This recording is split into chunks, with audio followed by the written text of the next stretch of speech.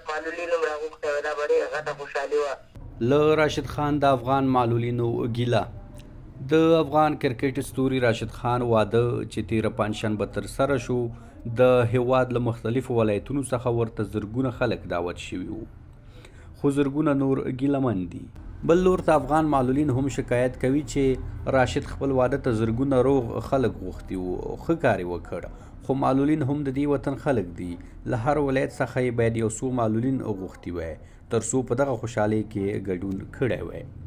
دوی وایي کله چې د افغانستان لوبې وي زموږ ټولنه هر وخت راشد خان او لوبغاړو ته په نیم بدن دعاوې کوي، خو واده کې موږ هیر کړو. دوی دا ګیله تېره شپه له امریکا غږ سره په خبرو کې کړې ده. د خوشحالۍ نه موږ غټه ګیله لرو چې موږ یې دعوت نه کړو، نو د دې څلور دېرش ولایتونو نه چې لس معلولین هم راغوښتی وه، دا به ډېره غټه خوشحالي وه. نو دا موږ غټه ګیله لرو، د دې نه هغه څوک باید چې د تلویزیون کې ګورو، په د فیسبوک کې دې کې ګورو د راشد خان واده کې 1.5 خلکو ته نشي کولی که نه چې ټول افغانستان په ټول افغانستان باندې ګران دی، بلکې په ټوله نړۍ کې خلک لري که نه.